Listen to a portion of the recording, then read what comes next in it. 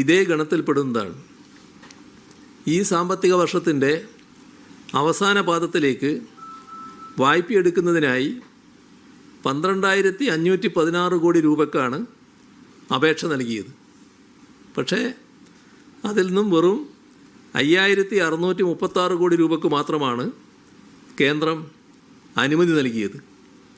ഇത് സ്ഥിതി എത്രത്തോളം ഗുരുതരമാണ് എന്ന് വെളിപ്പെടുത്തുന്നതാണ്. ദേശീയപാത വികസനത്തിൽ കേരളം കാണിച്ച മാതൃകാപരമായ സമീപനത്തോടുള്ള കേന്ദ്രത്തിൻ്റെ പ്രതികരണം എന്താണ് എന്നും ഈ ഘട്ടത്തിൽ ഓർക്കുന്നത് നല്ലതാണ്. സ്ഥലമേറ്റെടുപ്പ് തുകയുടെ 25% വഹിക്കാൻ തയ്യാറായ രാജ്യത്തെ ഒരേ ഒരു സംസ്ഥാനമാണ് കേരളം. ഇതിനായി അംഗീകരിച്ച 6,769 കോടിയിൽ ഇതിനകം നാം കൈമാറിയത് 5,580 കോടി രൂപയാണ്. വികസനത്തോടുള്ള നമ്മുടെ ഈ സന്നദ്ധതയെ അംഗീകരിക്കുന്നതിന് പകരം ആ തുകയെയും നമ്മുടെ സാധാരണ വായ്പാ പരിധിയിൽ ഉൾപ്പെടുത്തി ശിക്ഷിക്കുന്ന നടപടിയാണ് കേന്ദ്രം സ്വീകരിച്ചത്. നമ്മുടെ ഈ നിക്ഷേപത്തെ വായ്പയായി കണ്ട് വെട്ടിക്കുറക്കുന്നത് സംസ്ഥാനത്തെ വൻകിട വികസന പദ്ധതികളിൽ നിന്ന് പിന്തിരിപ്പിക്കാൻ മാത്രമേ സഹായിക്കൂ. സംസ്ഥാനത്തിൻ്റെ ആഭ്യന്തര ഉൽപ്പാദനത്തിൻ്റെ കണക്കെടുപ്പിൽ പോലും അപാകതകൾ വരുത്തിക്കൊണ്ട് നമ്മുടെ വായ്പാ പരിധി വെട്ടിച്ചുരുക്കുകയാണ്. 15ാം ധനകാര്യ കമ്മീഷൻ നിർദ്ദേശിച്ച ശാസ്ത്രീയമായ മാനദണ്ഡങ്ങൾ ലംഘിച്ചുകൊണ്ട് കേന്ദ്ര ധനകാര്യ മന്ത്രാലയം നടത്തുന്ന ഈ കണക്കെടുപ്പിലൂടെ 4,250 കോടി രൂപയുടെ അധിക വായ്പയ്ക്കുള്ള അർഹത കേരളത്തിന് നിഷേധിക്കപ്പെടുകയാണ്.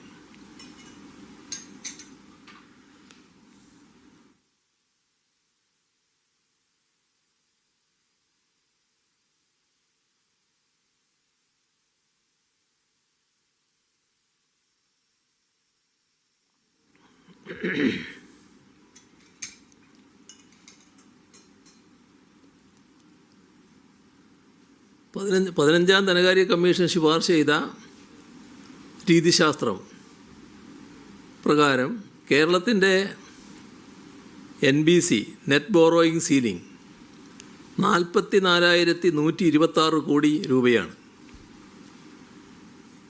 കേന്ദ്രം അത് 39,876 കോടിയായി പരിമിതപ്പെടുത്തി. ഇതിനു പുറമെ 2023-24 സാമ്പത്തിക വർഷത്തിൽ അനുവദിച്ച 1,877 കോടി 58 ലക്ഷം രൂപയുടെ അധിക വായ്പ അന്തിമ GSDP കണക്കുകൾ വരുന്നതിന് മുൻപേ തന്നെ 2024-25 പരിധിയിൽ നിന്നും ക്രമീകരിച്ചു. ഇത്തരത്തിൽ ഓരോ ഇനത്തിലും തുക വെട്ടിക്കുറക്കുമ്പോൾ കേരളം നേരിടുന്നത് ഒരു കൃത്യമായ സാമ്പത്തിക ഉപരോധമാണ്. കേന്ദ്രത്തിൻ്റെ ഈ നയമൂലം മൊത്തത്തിൽ 1,07,513 കോടി രൂപയുടെ വിഭവ നഷ്ടമാണ് കേരളത്തിന് സമീപകാലത്ത് ഉണ്ടായിരിക്കുന്നത്. കേരളത്തിൻ്റെ ലോട്ടറി ഏത് തരത്തിലാണ് പ്രവർത്തിക്കുന്നത് എന്ന് നമുക്കെല്ലാം അറിയാവുന്നതാണല്ലോ. അതുകൊണ്ട് ജീവിക്കുന്നത് സമൂഹത്തിൽ ഏറ്റവും പ്രയാസം അനുഭവിക്കുന്ന അനേകായിരങ്ങളാണ്. പാർശ്വവൽക്കരിക്കപ്പെട്ട മറ്റൊരു ജീവനോപാധിയുമില്ലാത്ത ഭിന്നശേഷിക്കാരായ പാവങ്ങളുടെ ജീവിതമാർഗമായ ആ ലോട്ടറിയെ അനധികൃത ചരക്കുകളുടെ കൂട്ടത്തിൽപ്പെടുത്തി 40% നികുതി ചുമത്തിയത് എന്തു പറഞ്ഞാണ് യൂണിയൻ സർക്കാരിന് ന്യായീകരിക്കാനാവുക? ഏറ്റവും സുതാര്യമായി നടക്കുന്ന കേരള സംസ്ഥാന ലോട്ടറിയെ പോലും ഇങ്ങനെ ദ്രോഹിക്കുന്നത് ഏത് ജനങ്ങളോടുള്ള സ്നേഹം കൊണ്ടാണ്? ഇത്രയേറെ സാമ്പത്തിക പ്രയാസങ്ങൾ കേന്ദ്രം അടിച്ചേൽപ്പിച്ചിട്ടും സംസ്ഥാന സർക്കാർ പതറാതെ മുന്നോട്ട് പോയിട്ടുണ്ട്. ശമ്പളവും പെൻഷനും കൃത്യമായി നൽകാനും 4,71,000 പേർക്ക് വീട് നൽകിയ ലൈഫ് മിഷനിലൂടെ 5 ലക്ഷം വീട് എന്ന ലക്ഷ്യത്തിലേക്ക് എത്താനും പ്രതിജ്ഞാബദ്ധമായ നീക്കമാണ് നടക്കുന്നത്. ക്ഷേമ പെൻഷൻ 2000 രൂപയാക്കി ഉയർത്തിയത് 60 ലക്ഷം പേർക്കാണ് ആശ്വാസകരമാകുന്നത്. UDF കാലത്ത് വെറും 34 ലക്ഷമായിരുന്ന ഗുണഭോക്താക്കളുടെ എണ്ണം ഇന്ന് 60 ലക്ഷമായി ഉയർന്നു. അന്ന് 600 രൂപയാണ് പെൻഷൻ തുക എന്നത് എല്ലാവർക്കും അറിയാവുന്നതുമാണ്. സാധാരണക്കാരോടുള്ള നമ്മുടെ സംസ്ഥാന സർക്കാരിൻ്റെ കരുതലിൻ്റെ അടയാളമാണിതൊക്കെ. എന്നാൽ ഈ സാമ്പത്തിക വരിഞ്ഞുമുറുക്കൽ നമ്മുടെ കുതിപ്പിൻ്റെ വേഗത കുറക്കാൻ കാരണമാകുന്നുണ്ട്.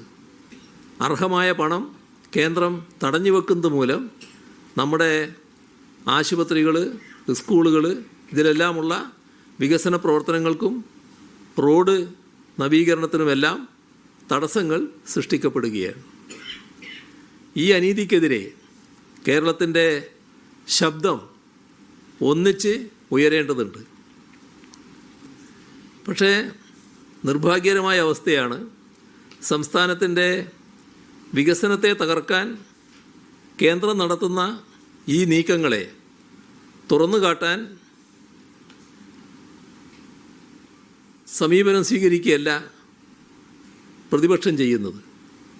അതിനു പകരം സംസ്ഥാനത്തുള്ള പ്രതിപക്ഷം കേരളത്തിന് അർഹമായ വിഹിതം ചോദിച്ച് വാങ്ങുന്നതിന് കേന്ദ്രത്തിൻ്റെ മുന്നിൽ സംസാരിക്കാൻ പോലും തയ്യാറല്ല.